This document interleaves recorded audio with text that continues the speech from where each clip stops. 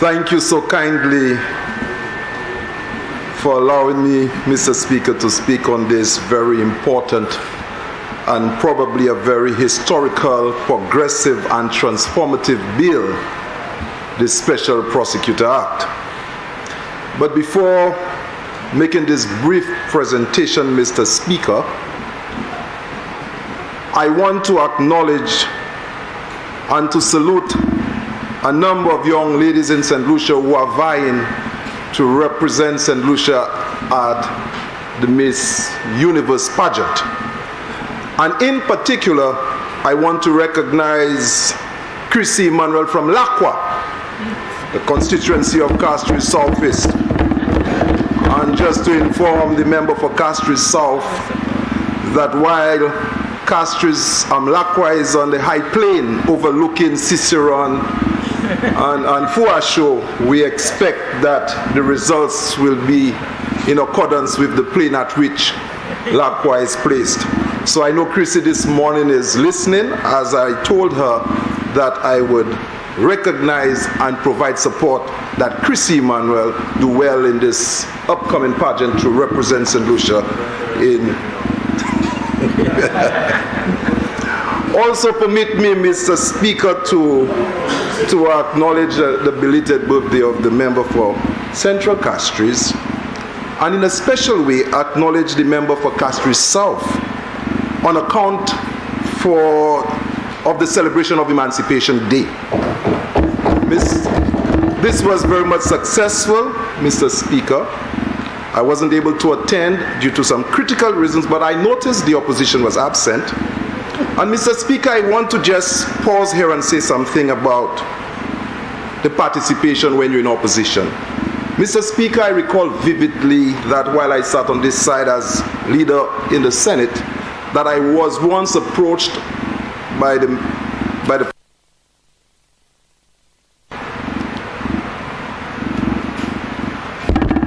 Thank you.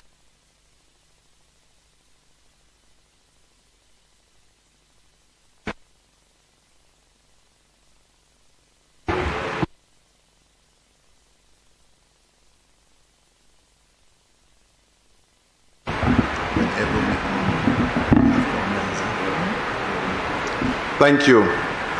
I recall the President of the Senate, who was then responsible for the independence celebration at that time, approached me and asked me in my personal capacity to provide financial support because the government at the time was not able to meet the total cost of independence celebration.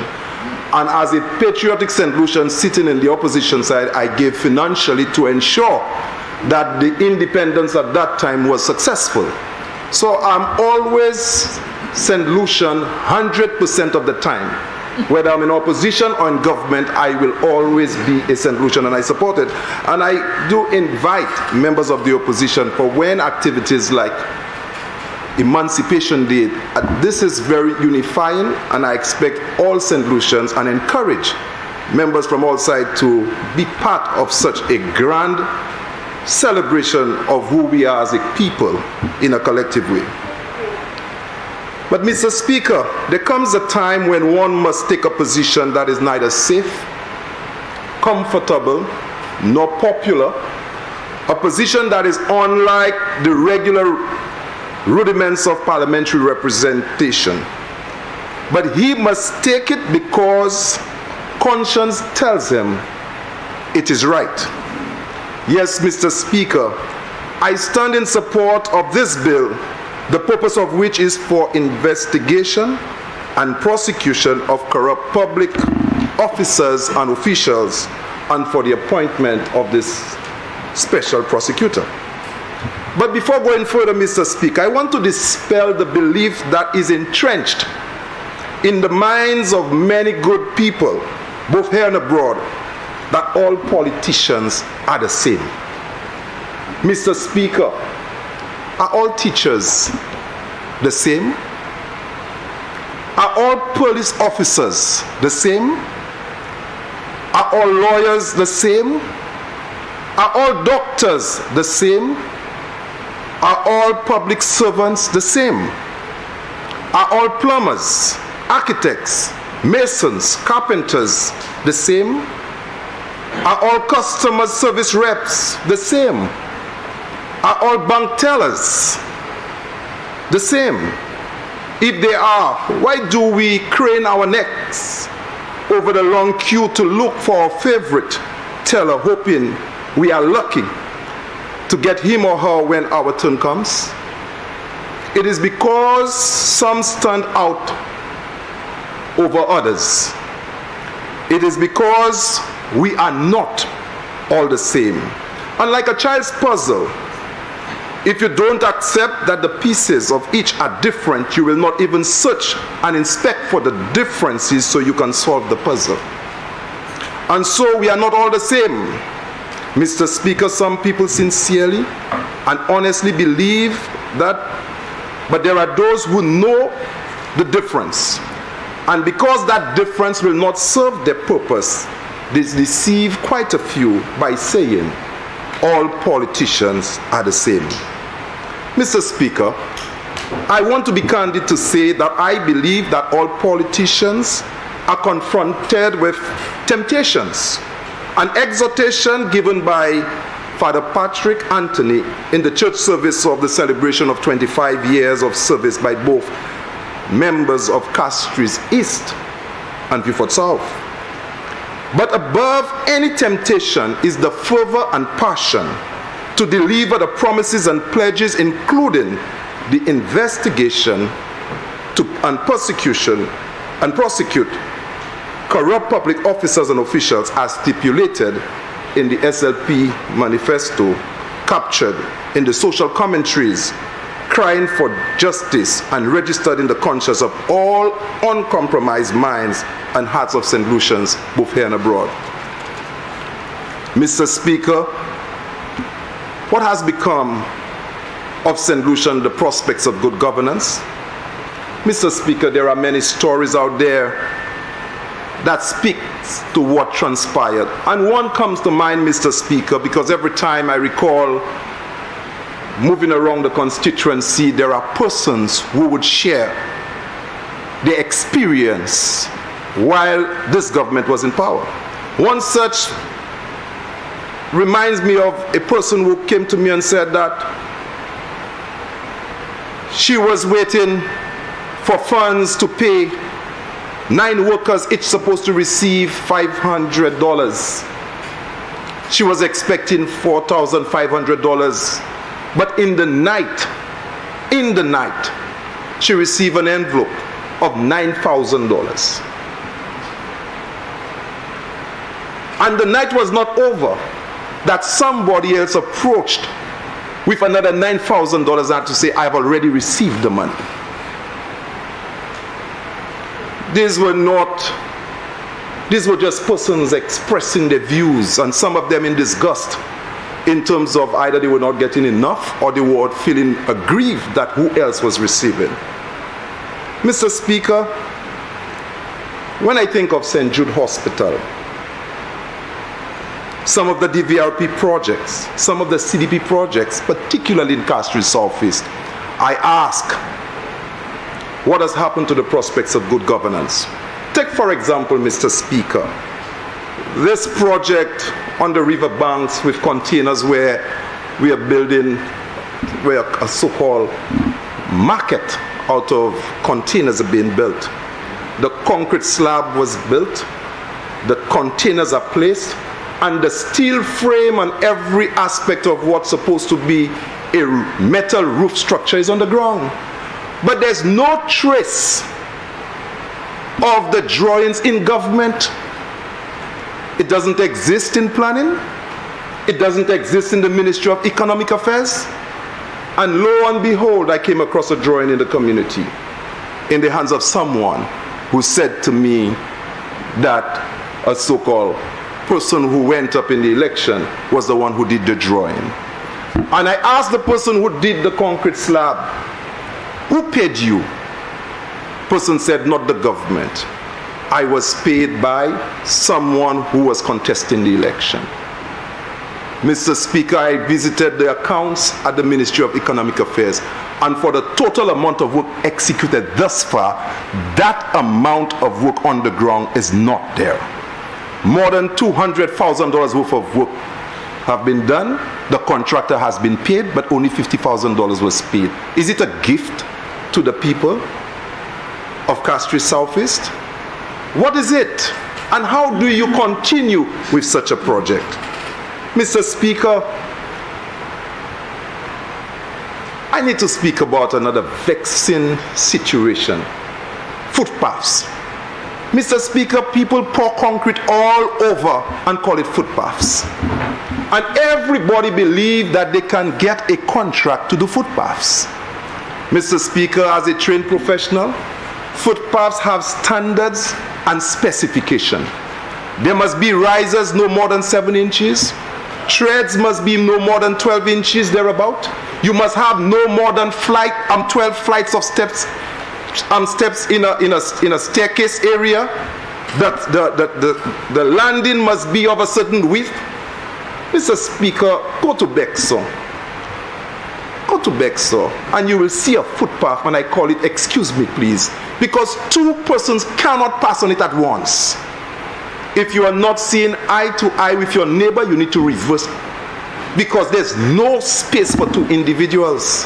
You have to reverse. You have to move, and you could go ahead and look at it. Being implemented by government. How do you do this? Mr. Speaker, and you add all of this up and you ask, what is the value of the interventions that we are implementing? Mr. Speaker, look at this $11 million project in the river, in Bexar. The board, the DCA board under the administration of the former government didn't approve it and gave 22 reasons in writing. Yet the project moved on, and this board again did not approve it.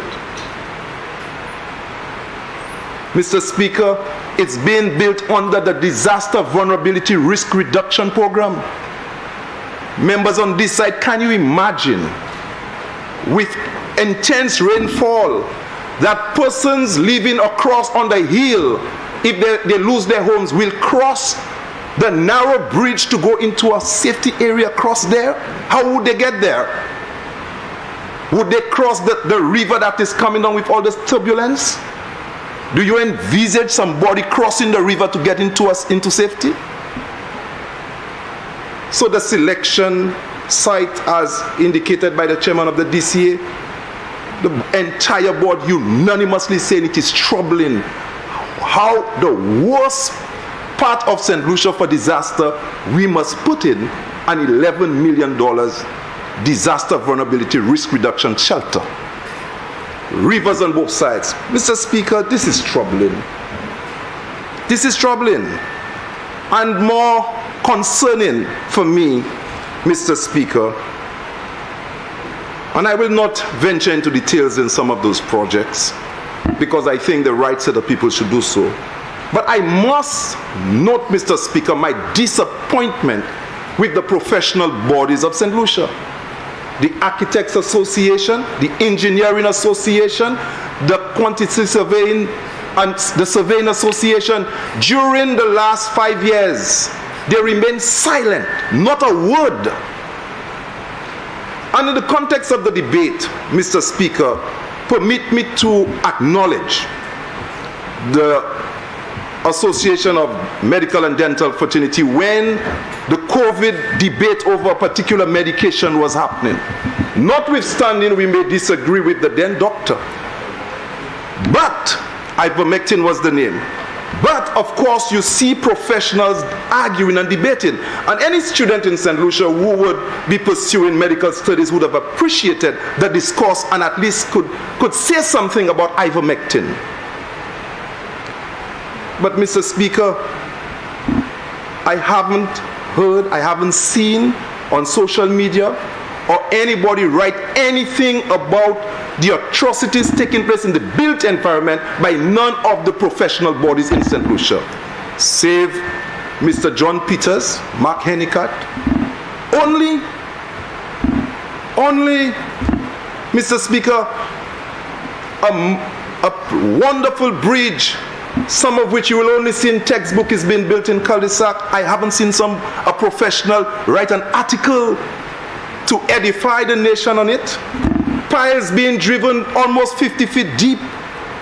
Wonderful experience. Nothing to say about it.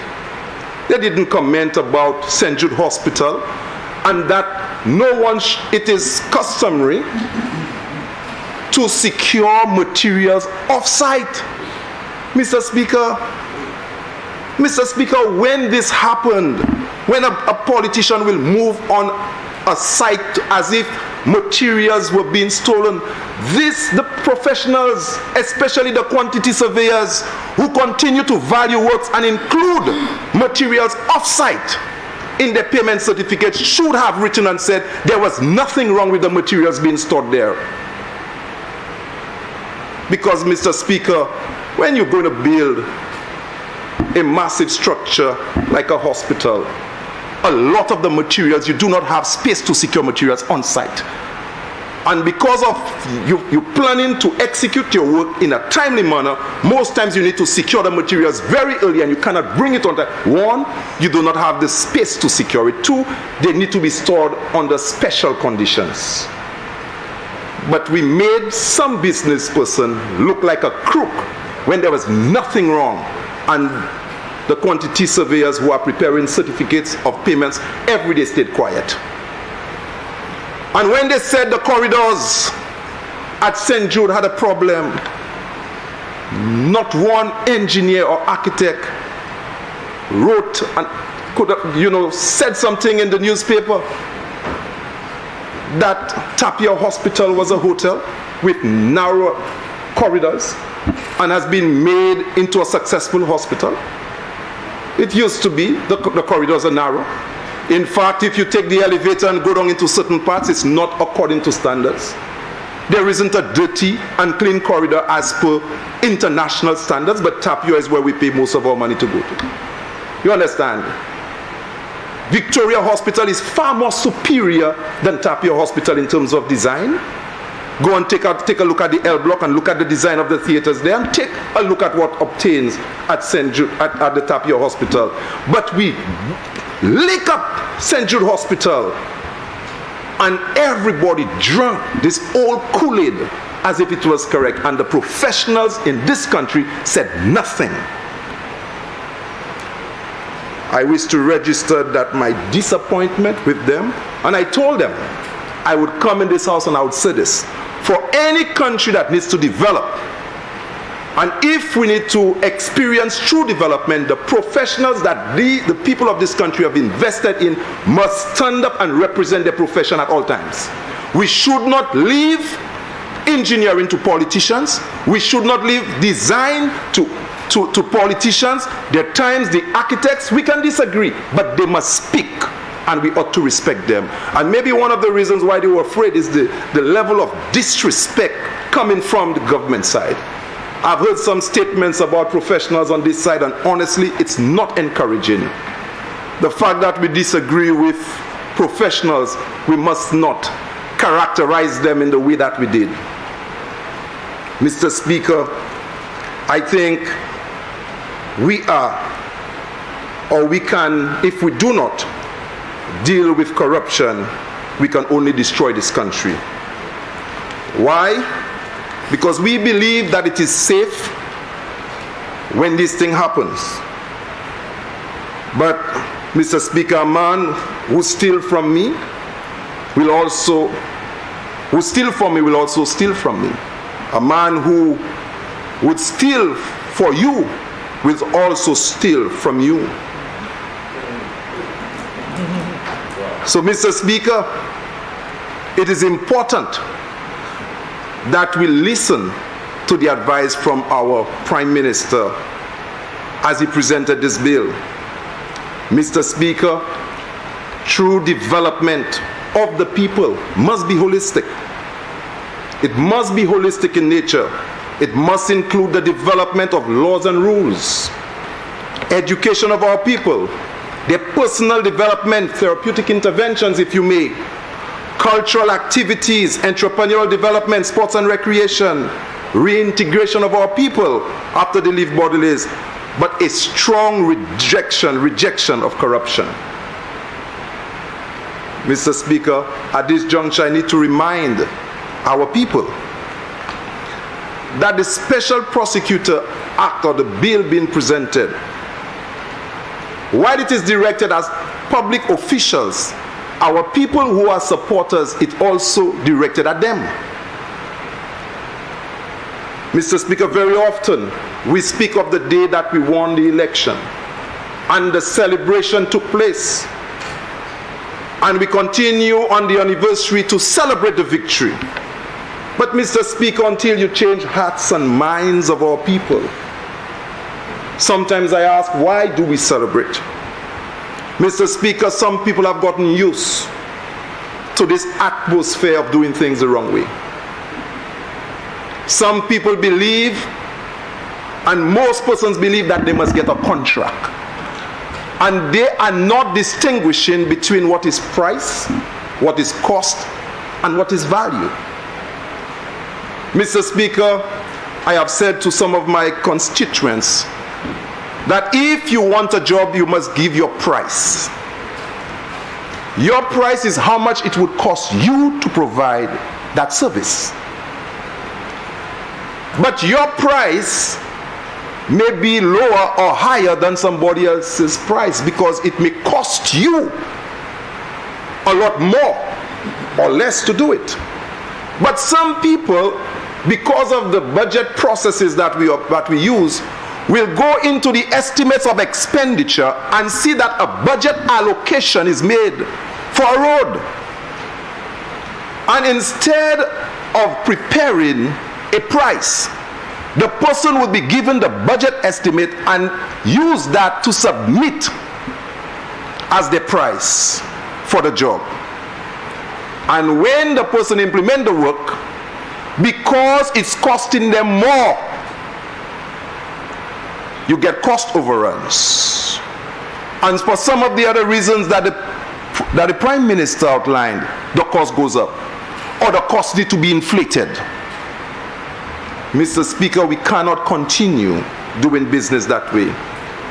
Mr. Speaker, I've asked my ministry, the account section, to purchase a tender box and wrap it with the Government of St. Lucia logo, and the Departmental Tenders Board establish the rules as enshrined in the procurement and store rules, and put the key at the Ministry of Finance. So when tenders come in at the Ministry of Equity, the officer from Ministry of Finance who sits on the Departmental Tenders Board will come in with the key. Only then persons will have access to tenders.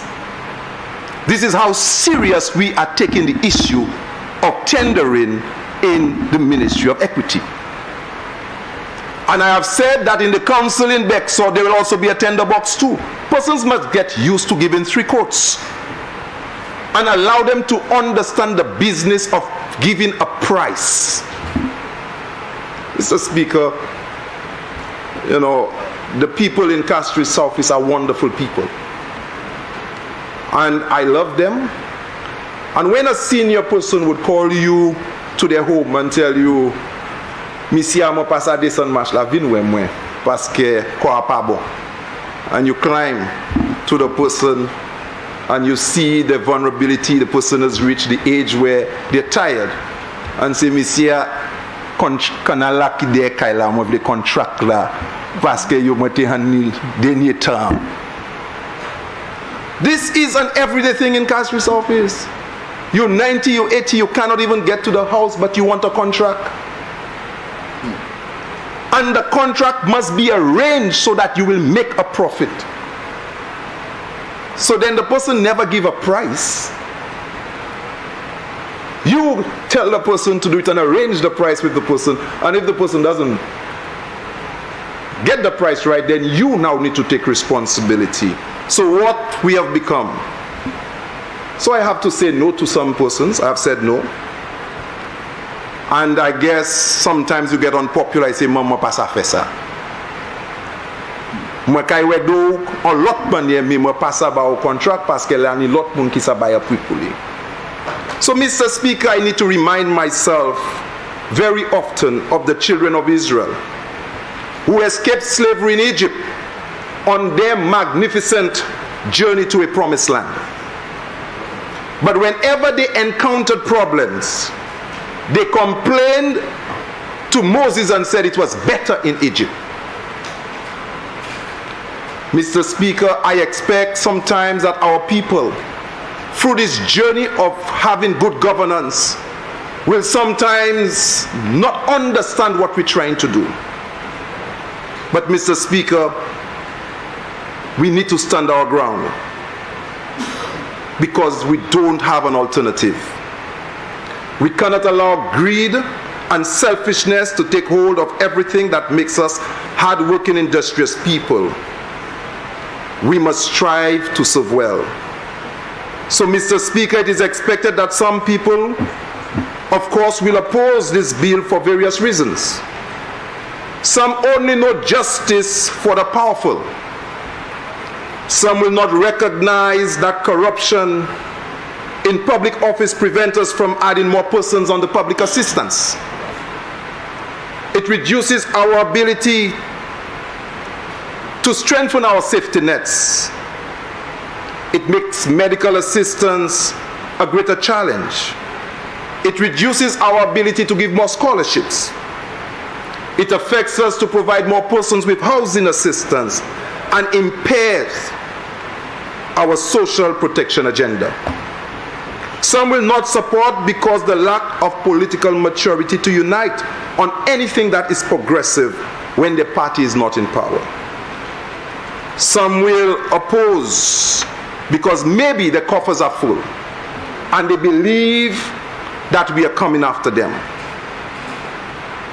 Mr. Speaker, an individual has not started living until he can rise above the narrow confines of his individualistic concerns to the broader concerns of his neighbor.